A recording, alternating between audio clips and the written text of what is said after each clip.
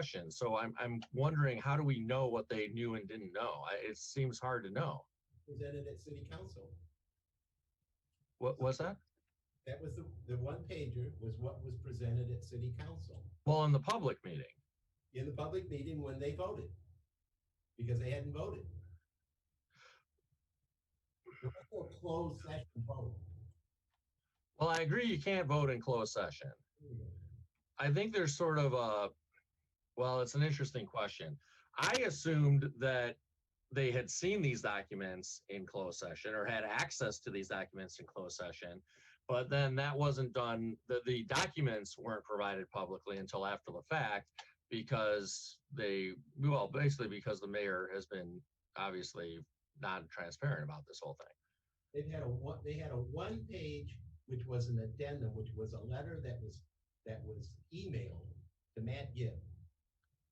And all it pointed out was the importance of having something like a library idea on behalf of the community because of the opportunity zone connection. In other words, you can't have an opportunity zone connection unless you're doing something on behalf of the community. Sure. And more recently, as of December of 2019, you can't have a real estate investment clearly, significantly, the only thing that's taking place. Right. Well, that's interesting. So I think I know the one-page thing you're talking about, which is the letter. I think it's basically a letter from Dearborn Capital, from Brian Locke of Dearborn Capital, I think, to the mayor. And so you're saying that the council agreed to give the mayor the authority basically to sign whatever she wanted because they didn't see what she was going to sign. Correct. And they weren't even interested. Let's just get this done. Yeah. The transaction in a financial sense in their serving on the city council. And let's hurry and get this done. Just because it's confusing and complex and it doesn't mean anything anyways. I mean, the city isn't going to get valued in terms of the community from this transaction in any fashion. Why Kermit doesn't like it at all. And the truth is, it should be the cornerstone for the development proposition. Well, that's right. I mean, I'm laughing instead of crying because it's really sad and pathetic that city council just decided, hey, we want this off our plate. We'll rubber stamp whatever the mayor wants to do. But I think you're basically right about that, sadly. I mean, I think that's right. So I also think that the thing that we're witnessing without any mention is that the deal's really weak. It's beyond even our test of weakness, okay? Well, yeah, there are lots of other problems with it as well, absolutely. If that were a valid offer, there would be no question about the deal's done. Right. And it isn't, and it's because they're out there syndicating it right now. And that's exactly right. They're going to get off over the goal line. But I doubt that the goal line is going to be approachable on their behalf because they don't even have an understanding of opportunity zone funding. They think it's about money in real estate, and it's not. Right. Right. They clarified that and had to clarify that. That's what the rulings in December are all about. So I think they might be surprised at how little of a return they might find in syndicating. Yeah. So other than that, I don't have a comment, but I think we should be thinking about that as a fashionable way of creating diversity in terms of approaches. Right. From a financial point of view, which I think is a real weakness for the mayor. Totally agree. And our community is that viable option. And I for the life of me, can't understand why that wouldn't put some real focus and light on elements that are more significant to a 21st century execution than a more traditional bureaucratic orchestration.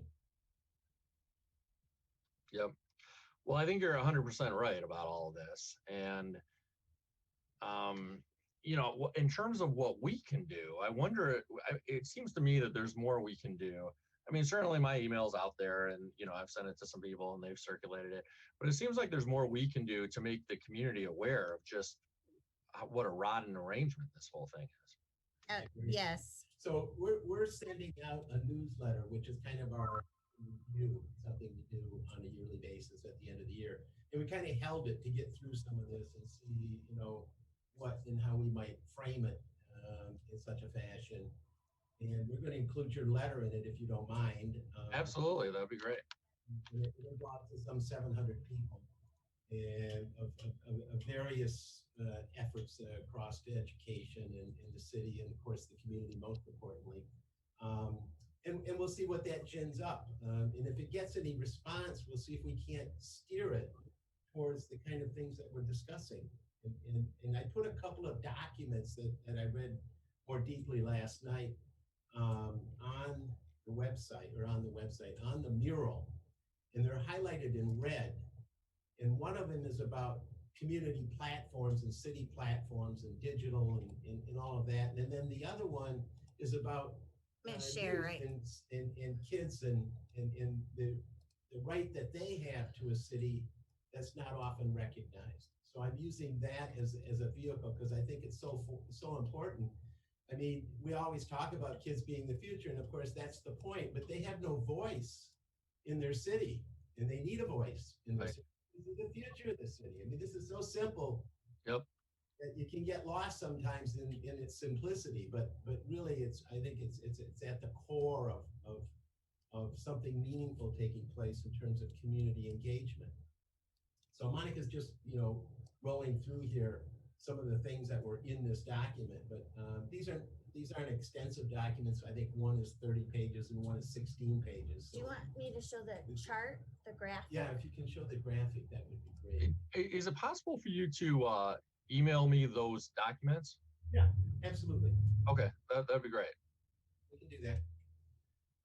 And this is one of the top-down, bottom-up kinds of demonstrations within the context of the one about platform cities. And platform cities are taking a real hit. I mean, they're all around the world, being investigated, and probably the most local one is the one in Toronto that took place with Google and all the money in the world, and the city of Toronto. And because of security, I mean, platform always gets the bad end of the stick when you start talking about technology and the ability to control people with technology and then the use of their data and so forth and so on. So here was Google doing Toronto and Alphabet, all the money in the world, doing and making this outrageous case for 12 acres on the city waterfront.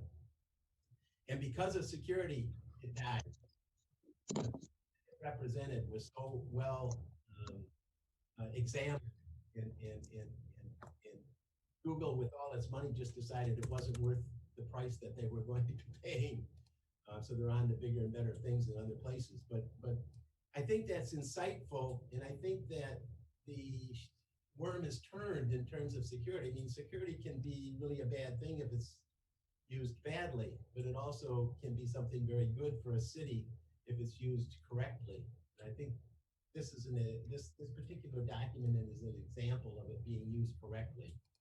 And because it's inclusive, and because our community, for want of a model, has come to use their phones in such a dynamic social media, they just need to be connected to things that value their connection. And I think in this case, this is a really dramatic case, but I think being in the top tier of counties in the country, we have talent and we have the expertise and such and so forth to make this happen. And we have a community that could be so well served by that taking place.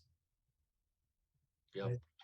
We have to examine it a bit and see if there's anything there that makes sense. And Bob and Bill and Maddie and such have such connections and deep and depth of commitment to their self-styled executions over the years.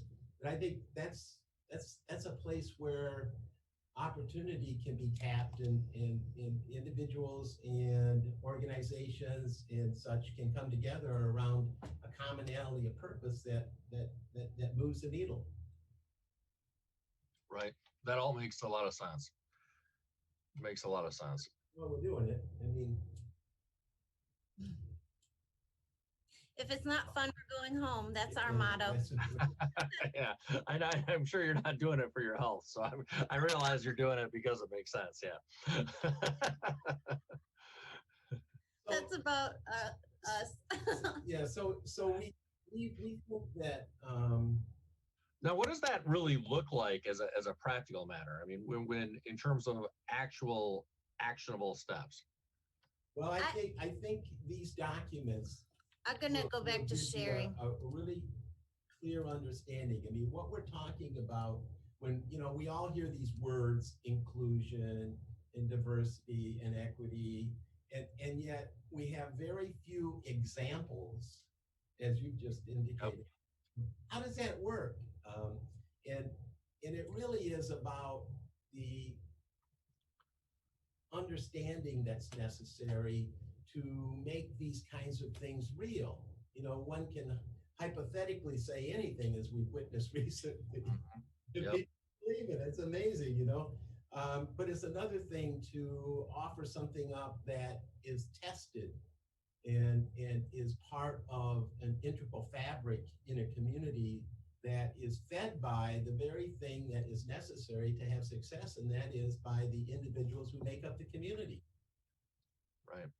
That's what I think we have in the making here. This doesn't have to be, 10,000 people. This can be 100 people. Mm-hmm. This can be 50 people. That's a good point. It isn't a widely proposition. It's a quality proposition. That's a really good point. And Which makes it a little more manageable, I think. And this, what I'm showing here is our opportunity zones prospectus that we've developed over time since we started engaging with the Phoenix Center in in 2014. Because they kind of define, and we'll send you a copy of this as well. Yeah. Right. We're Right. share with people who can I'll give you an roll with example. it. So the mayor was at the urban Michigan Municipal League Michigan Municipal League on opportunity which has zones. become the vice president, so to speak, and Yep. so, well met. She shows up with 3 slides, and we were there in the room, and we were the only ones in the room. Hell, we were one of the few of a handful that even attended the thing virtually. I believe it. Yeah. And that surprised her. And she gave her 3 slides. The prospectus that we have is 48 slides. Mm-hmm. Something that's Who knows at that's this got point? some depth to it. And by the way, Right. attracted $40 million 46. worth of offer, 40,600,000 from an opportunity zone investor. In Right. Yeah. March of 2020. And we sat on that because it's one thing to have a plan, and it's another thing to have enough smart people to carry off a plan. Right. Very, very true. So we sat. I'll jump in there for a minute. Yeah. What? Yes. Yes, Bob. I don't want to rain on this. I think it's phenomenal, but it's hard for us locally to look at that as more than a misnomer, because we keep continuously going down rabbit holes that's not really bringing money in. It's making it look like money's coming in, but it's not money that's doing the locals any good whatsoever. As far as the decision that's being made, they're not being made in the residents' best interest. Yeah. It's a really important point, I think, because there is a sense of, well, hey, whenever we've seen investment come into Pontiac, there's certainly a widespread sense, and it's mostly true, that, well, that's not really benefiting us. The jobs aren't going to Pontiac residents, and in theory, you could build the tax base and provide better services, but that hasn't materialized, at least not in recent years. So I think people are wondering, well, wait a second, the mayor is constantly running around and touting projects and investment, but it's not helping me. It's not benefiting my life. And I think mostly people are right about that. And so I know you've thought a lot about this, Jim and Monica. So I'm sure you can speak to this. Well, you're absolutely right. And that was the sense of opportunity zone funding. It wasn't because the opportunity zones represented a situation that was dire. We all are aware of that.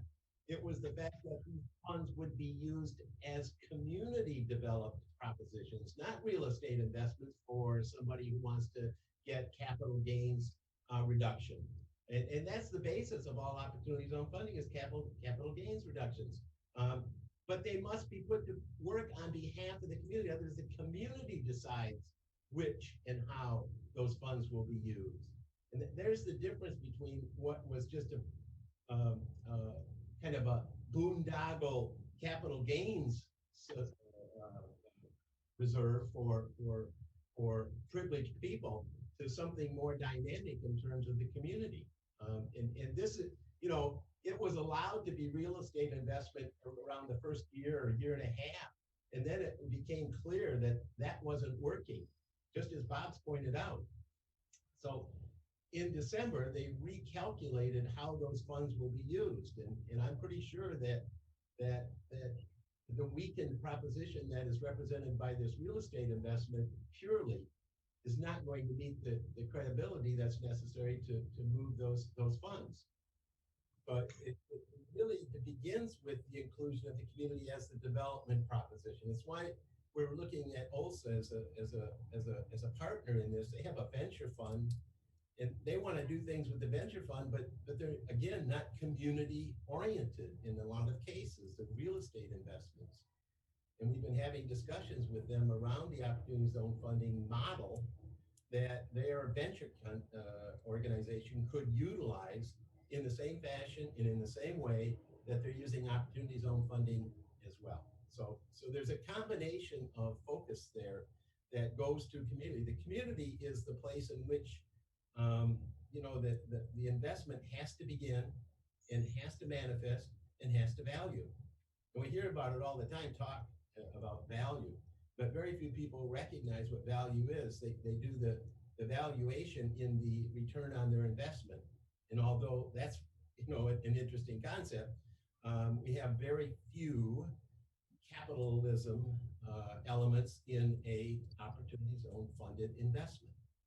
Right. That makes sense. Jim. Yes, sir. I just want to ask you, the meeting that you was in where this discussion took place, you said it was only you there. Have any of these meetings that talk about finance and building prosperity for the city, have any of those meetings, anybody in those meetings ever asked, well, where are the key players, which are the residents or the community leaders? Have anybody ever asked that question in those meetings? We do all the time. We shared it. But the mayor, it was her gig and they didn't promote it one bit. Of course they didn't. Coming from us, it's one thing, but you think your city would be doing it. That's what's the shocking thing. And they did not, none, there were no council members there. We ended up in a room with a virtual room for their showcase, and it was Dirt Realty. It was a representative Elliott something from Dirt Realty, and we know Tim, you probably have to jump there too. So, but it was Dirt Realty and the Economic Development Director Lynette and Vern Gustafson and the mayor and the new finance. And we ended up talking the whole time. Yeah, the new finance director was in the room. The mayor left the room as soon as we were the only ones in the room. Well, and sorry, go ahead, Robert. That's one of the things that concern me the most is that what y'all are talking about has never hit the community. Like the mayor was the only person at the JDC. Now, every organization that she infiltrates supposed to be in our behalf. The communication is not getting to us that this is going on. So we're talking millions and millions of dollars over Oakland County as well as Pontiac that comes to Pontiac, but we never get the information until it's going away. Right. Right. Well, And that's what I'm working on now with the CDC to try to investigate where we can pick up the slack at and get this information early rather than later.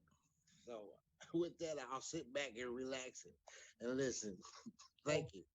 based on that strategy, I think we can formulate our own orchestration. I mean, OLHSA's interested because they're a valued community contributor organization.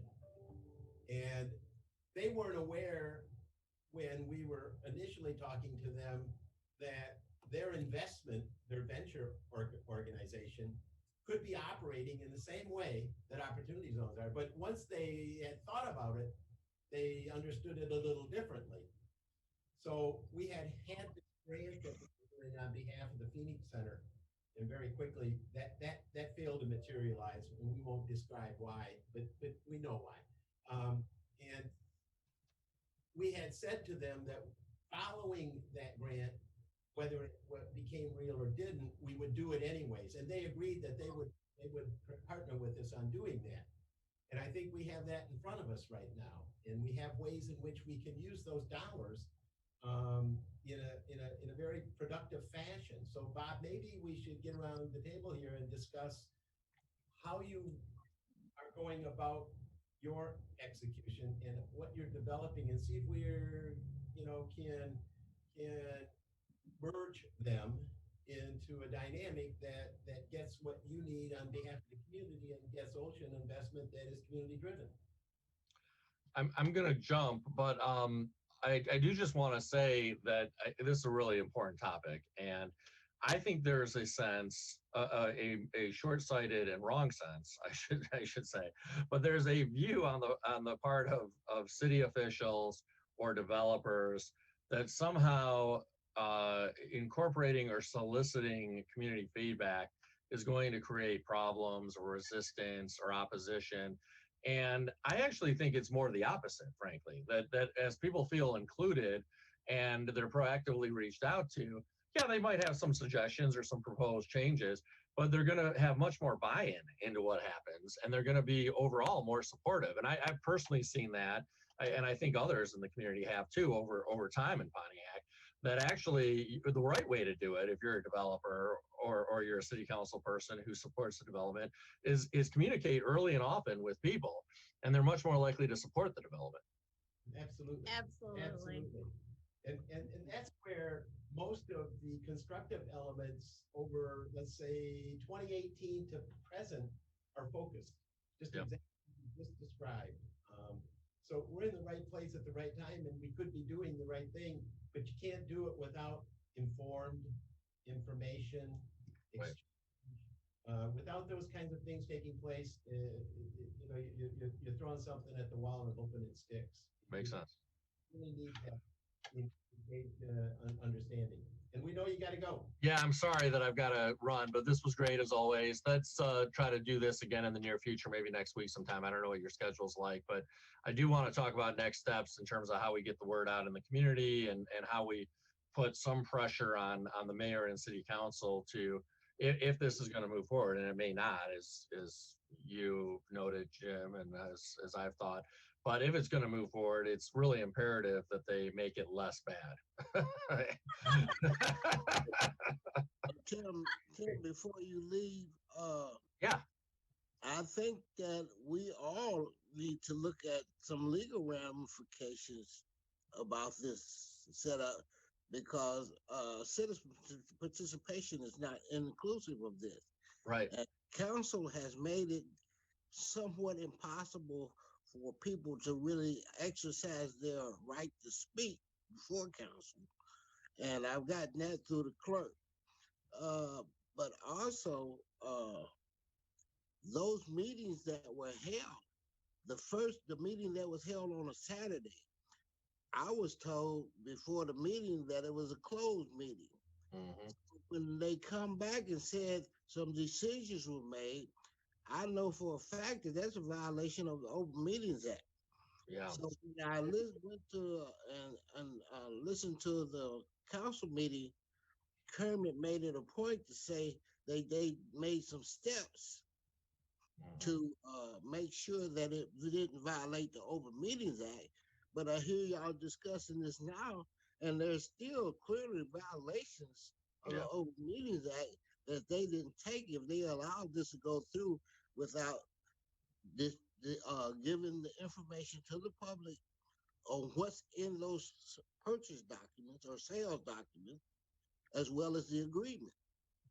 And my people don't have, the neighborhood people do not have that agreement, nor have I personally seen the agreement between the public and private organizations that's supposed to be involved in this. I haven't seen any paperwork. That's why I praise you for your letter. And I would like to have signed off on that letter because they should not move forward with this. It leaves us as a city vulnerable to another shutdown. Well, that's a good point, Robert. And well, there are a lot of good points there. You know, the Open Meetings Act is complicated, and I know I've got to run here, but it's only gotten more complicated with the COVID and virtual meetings. And so there were some amendments made to the Open Meetings Act that were passed by the legislature this past fall, and basically they allow the city mostly. There are some there's some things the city council's doing that do violate certainly some technicalities of it. But broadly, the Open Meetings Act, during COVID at least, allows them to do what they're doing, which is to not allow direct public comment, but to say, if you email your comments in, we'll read them. And that is allowed, unfortunately. Now, one thing that you're raising that is a problem is they can't actually make a true decision, a binding decision in a closed meeting, because they can't vote in a closed meeting. Right. So they can discuss things, and they could, get a sense of consensus through that, right? But they can't actually act or decide formally or legally except through voting, and that can only happen in an open meeting. And so, I think they've mostly done that, but I guess, I don't know, it's a fine line, and it's hard to know exactly what happens in the closed meetings because they're closed to the public, obviously. But, I think there'll be an opportunity too, Robert, or at least I think we should do this, to try to get co-signers onto the letter or some variation of the letter and do some public media around it. So I'm very supportive of that and would welcome that. And I know Mr. Max, I was hoping he'd be on the call this morning because I know that he's talked about maybe doing, a press conference or something. I don't know if a press conference is the right format, but something to try to get the word out. So I think it's really important for us to talk about that. And we'll work on that too. And we're happy to host conversations like this, but with a broader audience, just this kind of exchange. Robert will send you the materials. All right. I'm going to jump off. See you, everyone. All right. Hey, Bob. Bob, are you still here? Uh-huh. Yeah. Do we have those available? We have that document available. I'll send it to you.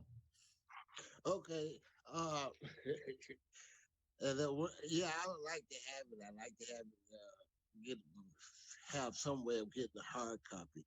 I'll send it. We extracted it from the larger city council document, so I'll send you a separate PDF. So the interesting thing about that is that when they voted to allow the mayor to sign on behalf of, they were only voting on what they had in front of them, the one pager. Uh-huh. And they never, ever voted again on the deal itself, as it then became 15 pages. And interesting, it's like, wow, guys, did nothing change from a one pager to 15 pages? You allowed her to sign on behalf of the one pager, that's fine. But the addended 15 pages, it was never discussed, nor was it in their brain to be able to vote on. And they never voted, that I'm aware of, they never voted on those 15 pages, okay? Well, that was my understanding when I was listening to the council meeting, and that they had an understanding of everything except for the change that they wanted to make. And that's what the letter was for, that one change. But as to all the information that or discussion that they had regarding the agreement to purchase or sell it, none of that is available to us. So just the one page of the addendum is available, which does not describe what y'all discussed and what y'all are agreeing to. So Exactly. Yeah. There's big ramifications there, which to me is really interesting. If I'm in city council, and I'm dealing with one of the bigger financial transactions ever, I would be wanting to know everything about it. I would want to have made my constituents aware of everything I know about it and everything that they might imagine that they know about it. And then from that, a consensus about what should be taking place on behalf of it. Instead, they just pushed it off. It's like it's too complex. yeah, and that's what happened with the JDC and the Bloomfield, the village of Bloomfield property. Yep. If I had not said anything to them,